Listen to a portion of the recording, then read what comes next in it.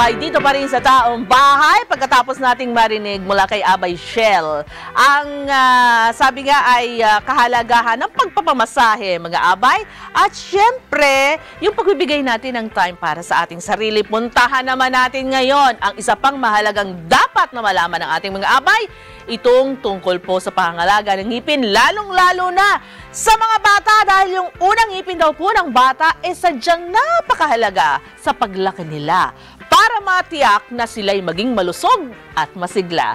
Bahala si Dr. Villa Dulijan. Good morning po sa inyo, Doc. Good morning. At good morning po mga kataong bahay. Marami silang matututunan naman ngayon.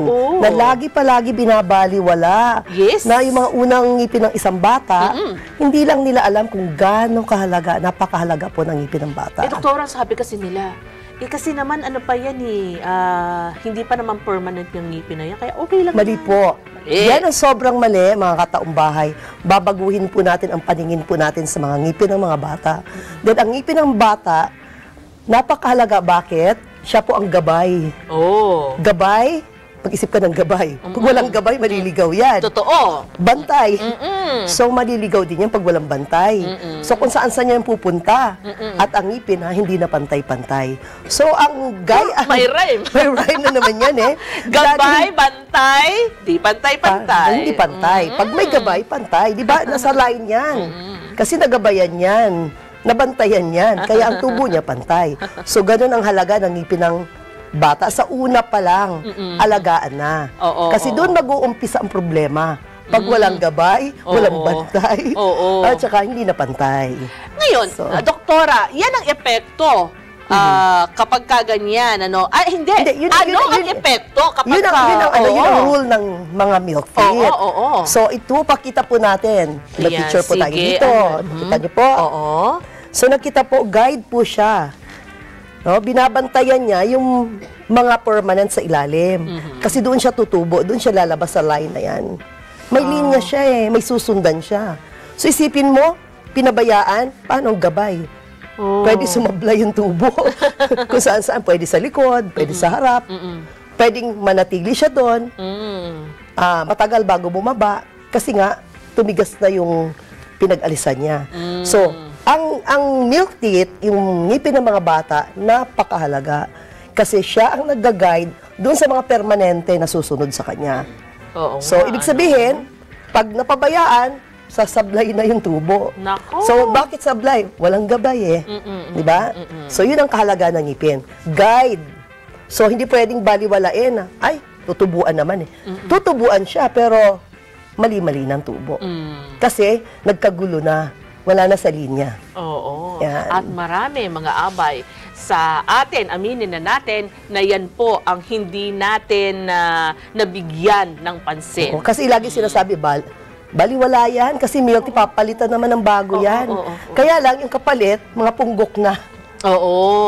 Mga punggok na. Hindi na siya tama. Mababa. Kasi ang mga ngipin yan, tukod yan ang mukha. Tukod siya.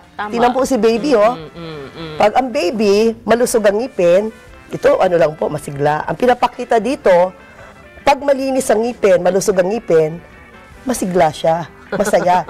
Tingnan natin si baby kung bulok-bulok yan. Iyakin yan.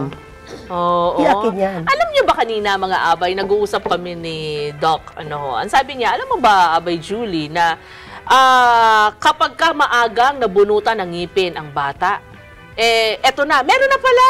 Age ganito, ganyan. Ito po, meron akong dalang chart. Kaya naka-xerox na po sige. Naka-chart nasa libro na po ito Kumbaga, hanggang pagtanda, magiging karamdaman mo, pag-aralan na po ito. May libro na to. At saka itong libro na to, dito ko kinuha yung xerox ko, 1970s pa to, yung studies na to. Pag isang bata napabayaan ng tubo ng ngipin, pinabayaan na bulok, nawala kaagad, may nakaakibat na nakaramdaman sa kanya. Like, for example? Pagdating niya ng 4 years old, ang magiging problema niyan, sakitin na siya ng ulo. Sakitin agad ng ulo? Tapos yung tenga niya, madalas nagbabara. Okay. Tapos, pag mali ang tubo ng ngipin, nangangalit na yan palagi. Yung may mga manners na siya na mga mali na. Nag-grind na siya, nagki-clench na siya sa ngipin dahil hindi nga siya tugma. Kasi ang ngipin, kaya siya may gabay, meron siya milk teeth, di ba? Para i-guide yung mga permanent. Doon siya tutubo sa tamang direksyon. So, pag bunot ng bunot, wala nang direksyon, lahat nalalabas dyan. At saka ang mga bata nagiging mahina. Nagiging lampa. Bakit lampa? Sinasabi nila, lampa yung anak ko kasi hindi, nakakain ng masustansyang pagkain. Lampa. Kasi hindi na niya nagigiling. May ang isang bata, tingnan mo, pag age na ng 6 months, doon pa lang siya magsasalita. Nakaka-pronounce na siya. Anong meron ang 6 months na baby? May ngipin na siya. Noong time na wala pang ngipin siya, hindi siya yung pronunciation, ganun lang siya. Pero pagdating niya ng 6 months, doon pa lang siya makakapag, Mommy, Daddy, marunong na siya. Kasi meron na siyang, yung dila may tukod na. Yung labas ng ngipin, at the age of 6 months, baba. Baba ang unang tumutubo, hindi po taas. Okay. So, bakit baba? Bakit baba? Nandun po ang kalakasan ng tao. Ang baba po, balance po. Equilibrium. Laging una palaging baba, bago yung taas. So, paano natin mapapanatiling malusog sa umpisa pa lang yung paglabas ng unang ngipin? Paglabas ng unang ngipin ni baby, actually, hindi pa lang dapat lumabas. Gilagid pa lang. Lagi nang pinupunasan ni Mami. Kaya pala yung iba talagang pinupunasan ni Mami. Kasi yung gatas, napapanis yan. So, pag hindi si Mami mahilig magpunas, gums pa lang, paano yung aalagaan niya yung paglabas? Naging ugali na niya hindi magpunas. Kaya yung ngipin ni baby, magiging malambot siya sa gatas. Ang gatas, pagdating ng ilang minutes, lalambot ang ngipin. Marami mga babies ngayon, bulok na. Kasi ang nangyayari, hindi pinupunasan. Hindi pinupunasan. Hindi pa nga nakumpleto, bulok na. Bakit? Sa gatas. Ayun. Kapabayaan ni Mami. Kaya si Mami masisisi. Pero siya hindi naman si Yaya. Dapat talagang binibilinan. Dapat masipag. Dapat hindi tamad. Hindi tamad. Hindi ba? Minsan nakakatamad kasi. Kasi ang kasiglahan ng isang bata, pag mayroong problema ang ngipin, magiging bugnutin at iyakin. Matanda nga lang pag may problema ang ngipin Di ba? Sobrang na yan, irritable yan. Paano pa si baby, hindi marunong magsabi?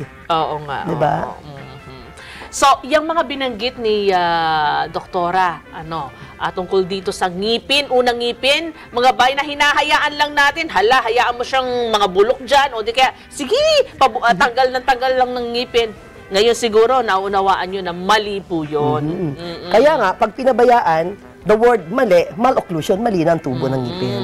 So, napakahalaga ng start right talaga. Gusto mo maging tama ang tubo ng ngipin ng isang bata, alagaan mabuti yung unang ngipin niya. Kasi yun ang naggagay, di ba sabi ko, gabay. Gabay sa kalusugan. So, pag hindi siya nagabayan, hindi magiging malusog ang ngipin. Kailan mo masasabi ng isang milk teeth ay dapat nang maalis? Nagkukusa siya. Kasi pag palabas na ito, di ba sabi ko, itutulak niya mismo. Yun. Itutulak niya mismo yung pag erupting na yung permanent, yung ngipin na na baby teeth, lumalambot kusa. Ay, sige. Di ba yung iba sa probinsya sinulid lang? Oo. Pinatanggal nila. Di kaya nilalagay sa doorknob. Sa doorknob. Nung una yan, ha? Di ho ba, mga abay? Samantala doon sa mga abay natin na lagi na lang kayo nagtitext at para itanong ko saan ba pwedeng mapuntahan si Doktora. Saan ba, Doktora? Ang klinik ko po ay nasa Commonwealth Avenue. Ang number ko po ay 931-5283 at saka 453-2295. Eto lang. Doktora, ibigyan daan lang natin sandali. Pahabol lang po. Good morning. Opo, tama nga po, lagi pong nangangalit ang ngipin ng anak ko sa gabi. Di po pantay mga ngipin niya. Hindi talaga pantay. Kasi di ba sabi ko, wala siyang gabay nung maaga na bunutan. So, ang nangyayari, hinahanap siya kung saan siya lulugar. Sali-saliwa na yan, hindi na mali ng tubo ng ngipin niya. Sabi ni Rito, good morning, bakit ang anak ko taas ng ngipin ang unang tumubo? Hindi po normal yung taas. Lagi po, by the book, baba talaga. So talagang medyo may pagka-abnormal yung nangyaring yun. Good morning, Abay Julie. Pakitanong kay Doc kung saan banda yung clinic niya? Ang clinic ko po ay sa Commonwealth Avenue. 535 Commonwealth Avenue. Madali lang pong hanapin kasi it's along Commonwealth Avenue. So, thank you, Doktora. Maraming salamat din po at sana marami silang natutunan ngayon. At si Tita Cons at sa lahat ng nandiyan sa clinic nyo. Hello sa inyo, so, at least alam na nila ngayon na napaka-importante sa kinabukasan ng isang bata para maging masigla, yung walang bulok ng ngipin. Tama po yan sinabi niyo. At yung sinasabi nila na pag maliliit ang ngipin, mas maganda daw tignan. No. Pag maliit, mahigpit po ang paghinga. Oo, dapat malalaki so, ang ngipin. Di ba nakita niyo itong baby? Ang binalikan tuloy. Ang laki. Oo, di ba? Pag maliit din ang ano. Oo. Maliit din ang opening niya. Yes. Thank you, Doc. Maraming salamat din po.